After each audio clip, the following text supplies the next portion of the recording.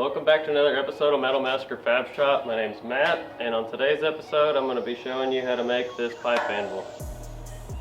Alright, so the first thing I did was got all my pipes that I'm going to be using in this pipe anvil, got them all cut down to 40 inches, which you can do any size you want really, but 40 inches was as long as this one was, and these were both longer, but obviously you can't have a short one with. So the first thing I'm going to be doing is getting all these kind of configured to where I want them, and I think that's basically how I'm going to have it.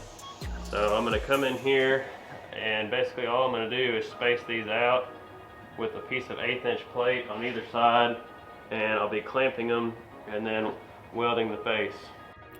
Alrighty, so now that I've got my vice grips here, I'm going to go ahead and get this lower one set up first. That way that'll be my first one I probably get tacked up and everything. So what I'm going to do is just take this vice grip in here and clamp that down. A lot of people that I've seen build these, which there's a lot of videos about this out there, and I've been trying to kind of want to build one of these for a while now, but a lot of people set these up for basically sheet metal, and I'll be using mine for sheet metal probably primarily, but I want to have the option to bend something a little thicker, kind of like this 1/8 inch, because I just actually had a project where I wanted to roll some 1/8 inch around.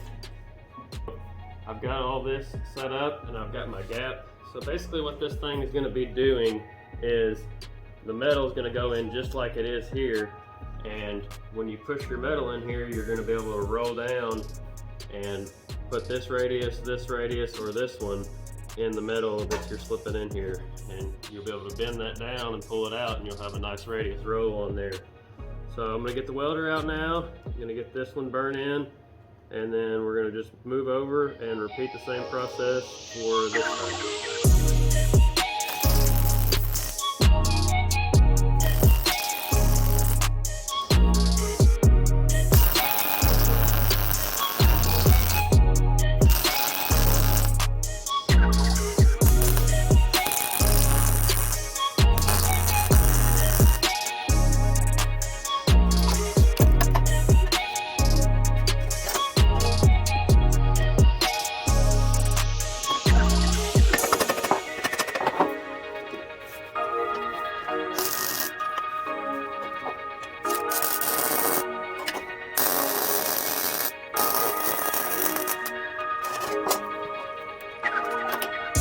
Everything is welded up and everything like that, you can go down through here, put your metal in, and then you could bend this down like I was saying.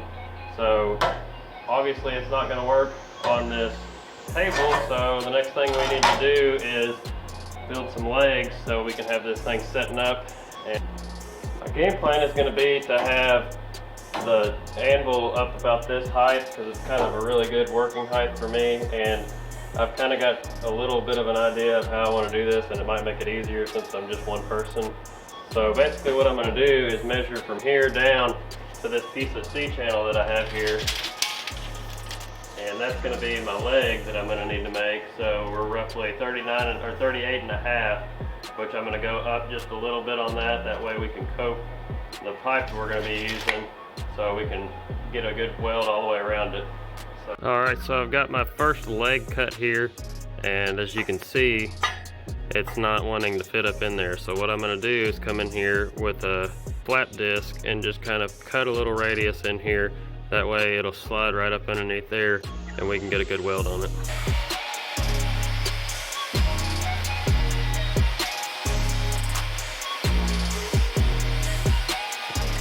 Now you can see that this is kind of coped in here, and that's how we're going to want that, so we can get a full weld all the way around the perimeter of that. As you've seen, I just took the flap disc and kind of cut that little radius in there. So now I'm going to come in here, get everything squared up, clean the paint up down here, and also clean our leg up a little bit, and then start getting this thing burnt in. And then, now that I've got everything leveled up and it's plumb and it's all 90 degrees, I'm going to go ahead and lay down a couple tack welds. That way we can flip it around and start on the other side.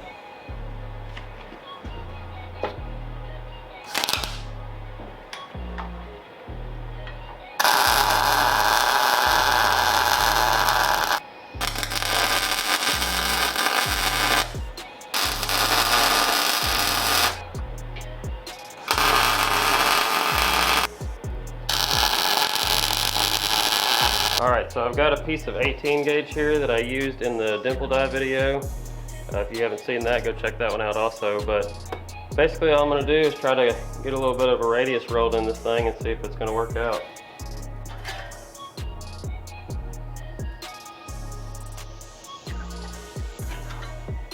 So as you can see, it leaves you a really nice profile, and if you bend it a little too far past 90 like this is, you can just always come back in here, just kind of ease it back up through here, and that'll get you real close. And that leaves a nice little rolled edge on there, like you can't get that with just a regular metal brake. Alrighty, so that's pretty much going to wrap this one up. As you can see, this thing's pretty simple. You can go on to customize it as much as you wanted to. I may end up coming back in here and doing some gussets, but I don't think it's really that necessary. Also, another thing I think I may end up doing, just because this thing's kind of top heavy when you start prying up, I may make a little foot bracket that goes across here that can slide back and forth on either side, whichever side you're working on. But it'll run the length here so you can put your foot down on that as you're prying up and over this thing, so it doesn't want to, you know, flop. Wrap this one up. Hopefully you guys enjoyed it. I enjoyed making it. It was a fun little project. It's nothing really too challenging, so get out there and make one of these. Everything out of this, or made out of this one, was all scrap, so hopefully that gives you some inspiration to get out and build one yourself. Also, I'm on Instagram, so check me out over there. And if you guys decide to make one of these, shoot me a message and send me a picture. I'd like to see them.